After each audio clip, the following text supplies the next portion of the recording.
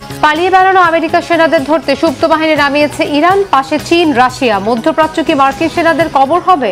যন্তর মন্তর না ছাড়ার ঘোষণা ককরোচ পার্টির। শিক্ষামন্ত্রীর পর স্বরাষ্ট্রমন্ত্রীর পদত্যাগের দাবি। মোদী সরকার কি পতনের মুখে? গোপন ভিডিও অডিও ফাঁসে বিশ্বে ক্ষমতা হারিয়েছেন অনেক শীর্ষ রাজনীতিবিদ। পদ খরচ সাথে ক্যারিয়ারও কি চিরতরে শেষ হয়েছে? ইরানের হাত থেকে বাঁচতে পালিয়ে বেড়ানো আমেরিকার সেনাদের ধরতে এবার সুপ্ত বাহিনী বা প্রক্সি বাহিনীর সদস্যদের মধ্যপ্রাচ্যের দেশগুলোতে ছড়িয়ে দিচ্ছে খামিনের দেশ। হোটেলে থাকা মার্কিন সেনাদের ফোনে ব্যবহার করা ডাটা রোমিং এবং স্মার্টফোনের লোকেশন ডেটা ট্র্যাক করে তাদের বের করে হত্যা করা হচ্ছে। প্রশ্ন উঠেছে, এত নিখুঁতভাবে তাদের অবস্থান কিভাবে জানতে পারছে ইরান? বিশ্লেষকদের ধারণা, এই কাজে ইরানকে প্রযুক্তি সহায়তা দিয়েছে চীন ও রাশিয়া। সেই সাথে আরব দেশগুলোর হোটেলগুলোকে মানবঢাল হিসেবে ব্যবহার করে আমেরিকা যুদ্ধাপরাধ করছে বলেও মনে করছেন বিশ্লেষকরা। একসময় মধ্যপ্রাচ্যে মার্কিন সামরিক ঘাঁটিগুলোকে মনে করা হতো প্রায় দুর্ভেদ্য দুর্গ, কিন্তু একের পর এক ইরানের ক্ষেপণাস্ত্র আর ড্রোন হামলায় সেই নিরাপত্তা বলয়ে এখন ফাটল স্পষ্ট। সমঝোতা চুক্তি ভেঙে টানা 11 দিন ধরে আবারও চলছে আমেরিকা ইরান যুদ্ধ।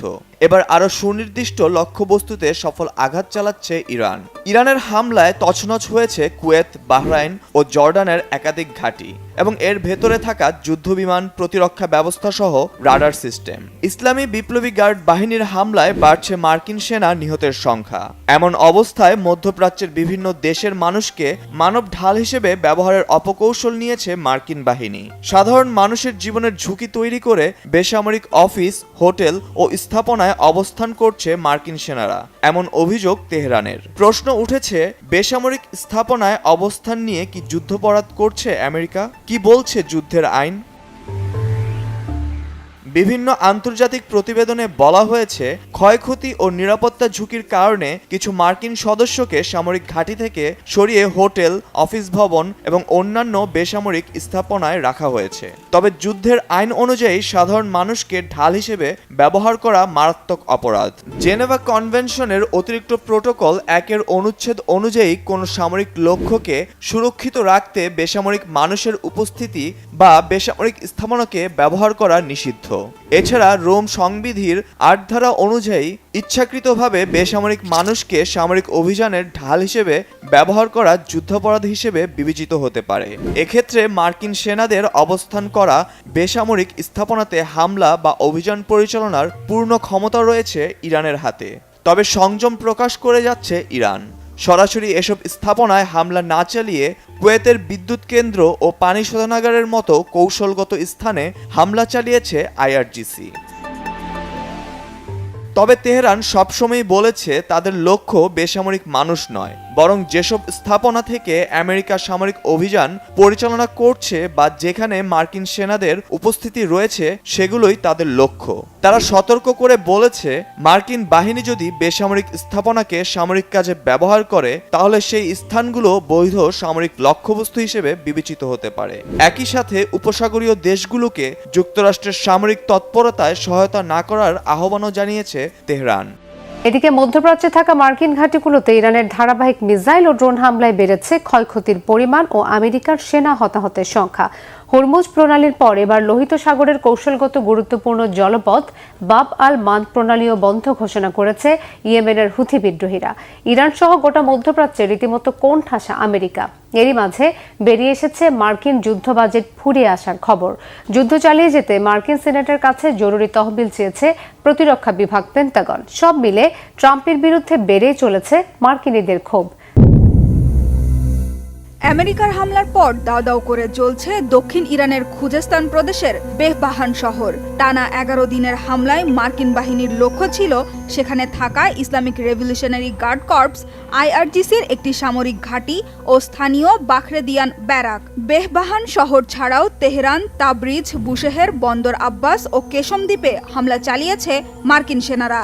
মার্কিন সেন্ট্রাল কমান্ড সেন্টকম জানিয়েছে, ইরানের সামরিক বিমান হ্যাঙ্গার, ড্রোন স্টোরেজ সুবিধা ও সামরিক অবকাঠামো সম্পূর্ণ গুঁড়িয়ে দেওয়ার উদ্দেশ্যে টানা 1 ঘন্টারও বেশি সময় ধরে হামলা চালানো হয়েছে। এছাড়া যুদ্ধ শুরুর পর এই প্রথমবারের মতো নির্দিষ্ট করে ইরানের অন্যতম প্রধান ইউরেনিয়াম পারমাণবিক কেন্দ্র নাতাঞ্জের কাছে অবস্থিত সন্দেহভাজন ভূগর্ভস্থ পারমাণবিক স্থাপনা পিক্যাক্স মাউন্টেনে খুব শিগগিরই হামলা চালানোর হুমকি দিয়েছেন খোদ মার্কিন প্রেসিডেন্ট ডোনাল্ড ট্রাম্প। ইরানের পারমাণবিক স্থাপনায় হামলা হলে গোটা অঞ্চলেই ভয়াবহ যুদ্ধ ছড়িয়ে পড়বে বলে সতর্ক করেছে তেহরান। সাধারণ ইরানিরাও এই হামলা প্রতিহত করতে ঐক্যবদ্ধ থাকবে বলে আশা প্রকাশ করেছে খামেনি সরকার। মধ্যপ্রাচ্যে থাকা মার্কিন স্থাপনার পাশাপাশি আমেরিকার মিত্র দেশগুলোও রেহাই পাবে না বলে হুমকি দিয়েছে ইরানের বিপ্লবী বাহিনী আইআরজিসি। এরই মধ্যে মার্কিন হামলার জবাবে মধ্যপ্রাচ্যে থাকা মার্কিন ঘাঁটিগুলোতে ইরানের ধারাবাহিক ক্ষেপণাস্ত্র ও ড্রোন হামলায় বেড়েছে ক্ষয়ক্ষতির পরিমাণ ও সেনা হতাহতের সংখ্যাও। সবশেষ মার্কিন হামলার জবাবে জর্ডানের প্রিন্স হাসান ও কিং ফয়সাল ঘাঁটিতে থাকা F-15 যুদ্ধবিমান, ড্রোন ও হেলিকপ্টার সংরক্ষণ কেন্দ্রে হামলা চালানোর দাবি করেছে ইরানের বিপ্লবী বাহিনী। হামলা হয়েছে কুয়েত ও বাহরাইনেও। ইরানের ধারাবাহিক হামলা থেকে বাঁচতে সামরিক ঘাঁটির বাইরে হোটেল ও অন্যান্য বেসামরিক স্থাপনায় আশ্রয় নিচ্ছে মার্কিন সেনারা। তবে সেখানেও রেহাই নেই। মার্কিন সেনাদের অবস্থান লক্ষ্য করে নিখুঁত হামলা চালাচ্ছে খামেনির দেশ। ইরানের সাথে যুদ্ধে জড়ানোর পর আমেরিকার যুদ্ধ বাজেটের টান পড়েছে অনেক আগেই। এখন পর্যন্ত $3,750 কোটি খরচ হয়েছে বলে জানিয়েছে মার্কিন প্রতিরক্ষা বিভাগ পেন্টাগন। সংকটের মুখে ইরানের বিরুদ্ধে যুদ্ধ চালিয়ে যেতে মার্কিন কংগ্রেসের কাছে আরও $8,700 কোটি জরুরি তহবিল চেয়েছেন পেন্টাগন প্রধান পিট হেগসেথ। জরুরি ভিত্তিতে নতুন তহবিলের অনুমোদন না দিলে শিগগিরই সামরিক প্রশিক্ষণ কমিয়ে আনতে হবে বলেও আশঙ্কা প্রকাশ করেছেন। আমরা এই মুহূর্তে এক বিপজ্জনক পৃথিবীতে বাস করছি, যেখানে শত্রুর বিরুদ্ধে সাহসী ও দ্রুত পদক্ষেপ নেওয়া প্রয়োজন। তাই 2026 অর্থ বছরের জন্য আমি অতিরিক্ত যুদ্ধ তহবিলের অনুরোধ জানাচ্ছি।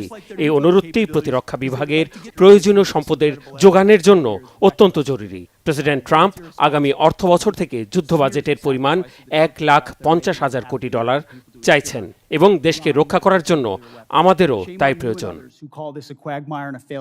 তবে ইরান যুদ্ধ চালিয়ে যেতে নতুন করে কোনো অর্থ বরাদ্দ দিতে নারাজ মার্কিন আইন প্রণেতারা। শুধু ডেমোক্রেটরা নয়, ইরানের বিরুদ্ধে লড়াইয়ে মার্কিন প্রতিরক্ষা বিভাগের যুদ্ধ কৌশলের তীব্র সমালোচনা করছেন ট্রাম্পের রিপাবলিকান পার্টির সদস্যরাও। আপনাদের কাছে ট্রিলিয়ন ডলার আছে। আপনাদের কাছে $1 ট্রিলিয়ন বেশি থাকার পরেও নতুন করে $1.5 ট্রিলিয়ন চাইছেন। এটা টাকার প্রশ্ন নয়, এটা নেতৃত্বের প্রশ্ন এবং যুদ্ধে সত্যিকারের জয় পেতে কি প্রয়োজন তা বোঝার প্রশ্ন। আর চলমান যুদ্ধে ইরানকে সমর্থন জানিয়ে হরমুজ প্রণালীর পর এবার লোহিত সাগরের কৌশলগত গুরুত্বপূর্ণ জলপথ বাব আল মান্দ প্রণালীও বন্ধ ঘোষণা করেছে ইয়েমেনের হুথি বিদ্রোহীরা। যুক্তরাষ্ট্র, ইসরায়েল ও সৌদি আরবের সাথে বাণিজ্যিক সম্পর্ক থাকা দেশের জাহাজগুলো হুথি বিদ্রোহীদের হামলার মুখে পড়ার ঝুঁকিতে রয়েছে। এই 3 দেশের সাথে সংশ্লিষ্ট জাহাজগুলোকে লোহিত সাগর ও এডেন উপসাগর এড়িয়ে চলার পরামর্শ দিয়েছে ইউরোপীয় ইউনিয়নের নৌবাহিনী অ্যাসপাইডস। যদিও বাব আল মান্দে কোনো জাহাজে হামলা হলে উপযুক্ত জবাব দেওয়ার হুমকি দিয়েছেন মার্কিন প্রেসিডেন্ট ডোনাল্ড ট্রাম্প। এদিকে ইরান আমেরিকা যুদ্ধ যখন ভয়াবহ রূপ নিচ্ছে, তখনও স্থায়ী শান্তি প্রতিষ্ঠার চেষ্টা চালিয়ে যাচ্ছে মধ্যস্থতাকারী পাকিস্তান।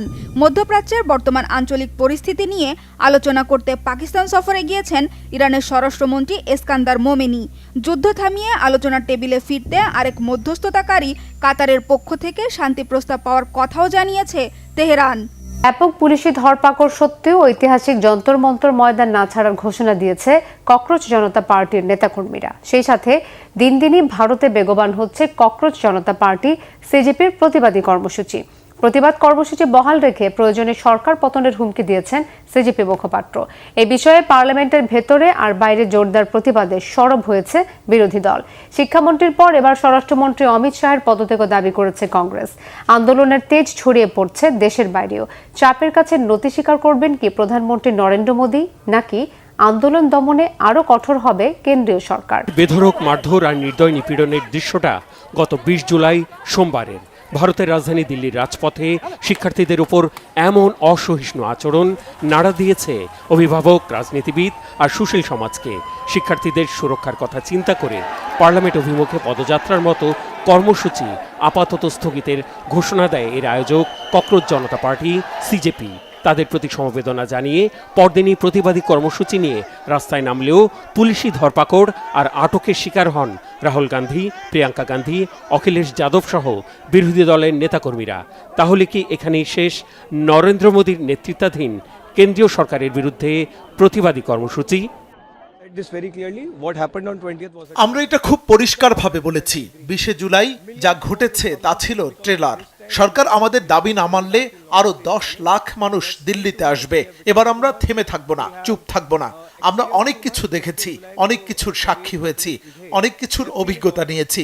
সরকার না শুধরালে এদেশের যুব সমাজ খুব বাজেভাবে তাদের পতন ঘটাবে। সিজেপির মুখপাত্রের এই বয়ানে স্পষ্ট, খুব সহজে থামবে না তারা। দিল্লির যন্তর মন্তর ময়দানে প্রতিবাদী অবস্থান কর্মসূচি বহাল রেখে সরকারকে সেই বার্তাই দিচ্ছে তরুণ তুর্কির দল সিজেপি। পুলিশের কড়া অবস্থান আর প্রধানমন্ত্রী নরেন্দ্র মোদীর গতানুগতিক আশ্বাসের পর এই আন্দোলন থামার পরিবর্তে আরও সংগঠিত হচ্ছে। বুধবার সকাল থেকেই যন্তর মন্তরে অবস্থান কর্মসূচিতে দলে দলে যোগ দিচ্ছেন শিক্ষার্থী, অভিভাবক আর বিভিন্ন শ্রেণী পেশার মানুষ। সিজেপির দাবির সাথে একাত্মতা জানিয়ে মুম্বাইয়ের চেম্বুর, বিহারের পাটনা, তেলেঙ্গানার হায়দ্রাবাদ, রাজস্থানের জয়পুর সহ ভারতের একাধিক এলাকায় বুধবারও প্রতিবাদ কর্মসূচি পালন করেছে বিক্ষুব্ধ শিক্ষার্থী আর বিরোধী দলের নেতাকর্মীরা। এসব কর্মসূচিতে বাধা দিয়ে ব্যাপক ধরপাকড় চালিয়েছে পুলিশ। আটক করা হয়েছে বেশ কয়েকজনকে। এদিকে পুলিশি ধরপাকড় আর সাময়িক আটকের ধকল পোহানোর পরদিনই পার্লামেন্ট ভবনের বাইরে প্রতিবাদ কর্মসূচি পালন করেন কংগ্রেস সহ বিরোধী দলীয় জোটের নেতারা। বেড়েছে বিরোধী দলের 4 দফা দাবির পরিধি। স্বরাষ্ট্রমন্ত্রী অমিত শাহের পদত্যাগ সহ 5 দফা দাবি জানিয়ে মঙ্গলবারই ভিডিও বার্তা দিয়েছেন রাহুল গান্ধী। তরুণ প্রজন্ম বিপুলভাবে এই সরকারকে ভোট দিয়েছে। তারা মনে করছে তাদের সাথে চরম বিশ্বাসঘাতকতা করা হয়েছে। আপনারা গণমাধ্যমে কি প্রচার করেন বা কি উপস্থাপন করেন তাতে আমার কিছুই যায় আসে না। আমাদের কর্তব্য হলো তাদের পাশে দাঁড়ানো, তাদের সমর্থনে আওয়াজ তোলা এবং আমাদের গণতন্ত্রের জন্য লড়াই করা, আর আমরা তা করবই। শুধু বাইরে নয়, পার্লামেন্টের ভেতরেও ব্যাপক হট্টগোল হয়েছে শিক্ষার্থীদের আন্দোলন প্রসঙ্গে। স্পিকার ওম বিড়লার সাথে তর্কে জড়ান সমাজবাদী পার্টির অখিলেশ যাদব। তিনি জানতে চান, সারা দেশে তোলপাড় ফেলা এই বিষয়ে প্রধানমন্ত্রী মোদী বাইরে কথা বললেও পার্লামেন্টে কেন নিশ্চুপ? এছাড়া প্রতিবাদ কর্মসূচিতে থাকা মেয়েদের জামা ছেড়ে দেওয়ার ঘটনা পার্লামেন্টের নজরে আনেন অখিলেশ। অন্য বিরোধী দলের জনপ্রতিনিধিরাও এ বিষয়ে কথা শুরু করলে ব্যাপক হট্টগোল লাগে লোকসভার অধিবেশনে। সামাজিক মাধ্যমে দেয়া প্রতিক্রিয়ায় এই বিক্ষোভকে সরকারের কাছে আউট অফ সিলেবাস বলে কটাক্ষ করেছেন তৃণমূলের পার্লামেন্ট সদস্য মহুয়া মৈত্র।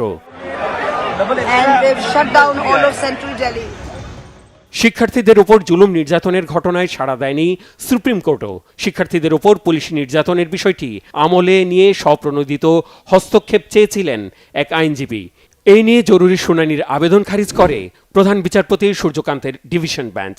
সেই দিনের ঘটনার ভিডিও আদালতকে দেখাতে চাইলে প্রধান বিচারপতি স্পষ্ট জানিয়ে দেন, ওই ভিডিওতে আদালতের কোনো আগ্রহ নেই। এসব দেখিয়ে যেন আদালতের সময় নষ্ট না করা হয়। এর আগে মঙ্গলবার দিল্লি হাইকোর্টেও একই বিষয় জরুরি শুনানির আবেদন খারিজ হয়েছে। সফদরজং হাসপাতালে চিকিৎসাধীন সমাজকর্মী সোনম ওয়াংচুককে মঙ্গলবার সন্ধ্যায় গুরুগ্রামের এক বেসরকারি হাসপাতালে ভর্তি করানো হয়েছে। সিজেপির আন্দোলনের সাথে একাত্মতা জানিয়ে অনশনের 24 দিনের মাথায় আদালতের নির্দেশে গত শনিবার তাকে যন্তর মন্তর ময়দান থেকে তুলে হাসপাতালে ভর্তি করেছিল পুলিশ। চিকিৎসা চলাকালেও অনশন ভাঙেননি তিনি। 28 জুন থেকে অনশনে আছেন তিনি। শিক্ষায় দুর্নীতি, প্রশ্ন ফাঁসের প্রতিবাদে এবং কেন্দ্রীয় শিক্ষামন্ত্রী ধর্মেন্দ্র প্রধানের পদত্যাগের দাবিতে সিজেপি শুরু করা প্রতিবাদী কর্মসূচি ভারতের গণ্ডি ছাড়িয়ে ভিনদেশেও ছড়িয়ে পড়েছে বলে প্রতিবেদন প্রকাশ করেছে ভারতের একাধিক গণমাধ্যম। Press trust of India PTI সহ ভারতের একাধিক গণমাধ্যম জানিয়েছে, অনশনরত ওয়াংচুকের প্রতি সংহতি জানিয়ে আমেরিকার advocacy group Hindus for human rights new York এবং সান হোসে শহরে বিক্ষোভ করেছে। লন্ডন ও আয়ারল্যান্ডের ডাবলিনেও বিক্ষোভ প্রদর্শন করেছে এই একই গ্রুপের সদস্যরা।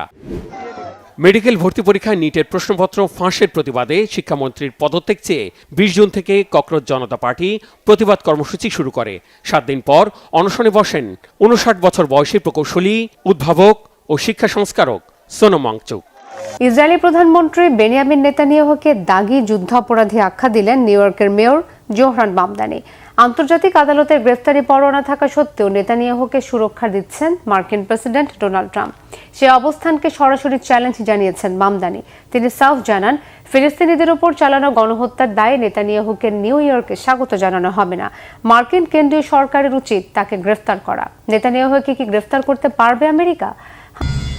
বেনিয়ামিন নেতানিয়াহু একজন দাগী যুদ্ধাপরাধী। ট্রাম্পের চোখ রাঙানি পাত্তা না দিয়ে ইসরায়েলের প্রধানমন্ত্রীকে এমন কড়া ভাষায় আক্রমণ করলেন নিউ ইয়র্কের মেয়র জোহরান মামদানি। গাজায় রক্তক্ষয়ী গণহত্যার সরাসরি দায় নেতানিয়াহুর উপর চাপিয়ে মামদানি সাফ জানালেন, তার মতো অন্য যে কোনো পলাতক যুদ্ধাপরাধীকে নিউ ইয়র্ক শহরে কোনোভাবেই স্বাগতম জানানো হবে না। ইসরায়েলি প্রধানমন্ত্রীর আসন্ন আমেরিকা সফরকে ঘিরে মার্কিন রাজনৈতিক অঙ্গন এখন রীতিমতো উত্তপ্ত। নেতানিয়াহুকে সুরক্ষা দেওয়ার কারণে ট্রাম্পকে চ্যালেঞ্জ ছুড়ে দিয়ে নিজেকে মানবতার পক্ষের শক্তি হিসেবে তুলে ধরলেন মামদানি। তবে একজন মেয়র হয়ে মামদানি কি পারবেন আরেক দেশের প্রধানমন্ত্রীকে গ্রেফতার করতে? বেনিয়ামিন নেতানিয়াহু একজন যুদ্ধাপরাধী, ফিলিস্তিনি জনগণের ওপর চলা ভয়াবহ গণহত্যার মূল কারিগর। ৭৩,০০০-এরও বেশি মানুষ হত্যা এবং অবশ করার ওষুধ ছাড়াই হাজার হাজার শিশুর অপারেশনের মতো চরম কষ্টের জন্য তিনি দায়ী। নবজাতকদের বেঁচে থাকার সুযোগটুকুও কেড়ে নিতে শিশু হাসপাতাল ও দাতব্য চিকিৎসা কেন্দ্র হামলা চালিয়েছেন নেতানিয়াহু। খাদ্য ও ত্রাণ আটকে রেখে অসংখ্য মানুষকে না খাইয়ে রেখেছেন।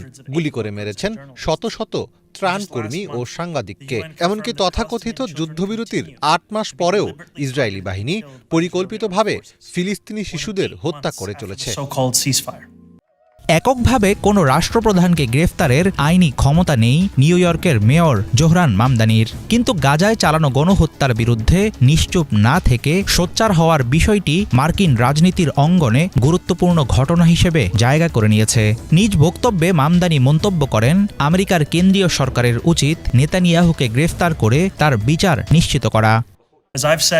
আমি আগেও বলেছি, আন্তর্জাতিক আদালতের মতো আমিও মনে করি বেনিয়ামিন নেতানিয়াহুকে তার অপরাধের জন্য গ্রেফতার ও বিচারের মুখোমুখি করা উচিত, যেমনটা আন্তর্জাতিক আদালতে অভিযুক্ত অন্য যে কারো ক্ষেত্রে প্রযোজ্য। নেতানিয়াহু নিউ ইয়র্কে এলে এই শহর তার উপর জারি করা গ্রেফতারি পরোয়ানা কার্যকর করতে পারে কিনা তা জানতে আমার প্রশাসন প্রচলিত আইনের সব পথ পরীক্ষা করে দেখেছে। এটি পরিষ্কার, নেতানিয়াহুকে গ্রেফতারের একক আইনি ক্ষমতা আমাদের শহরের নেই, তবে মার্কিন কেন্দ্রীয় সরকারের সেই ক্ষমতা আছে। আমি আহ্বান জানাচ্ছি আন্তর্জাতিক আদালতে যোগ দিয়ে সরকার যেন এই পরোয়ানা কার্যকর করে।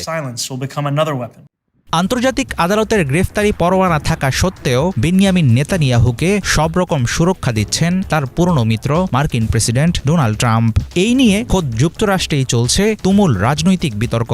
সমালোচকরা বলছেন, এই সংকটকে ট্রাম্প ও মামদানি কাজে লাগাচ্ছেন জনপ্রিয়তা বাড়ানোর হাতিয়ার হিসেবে।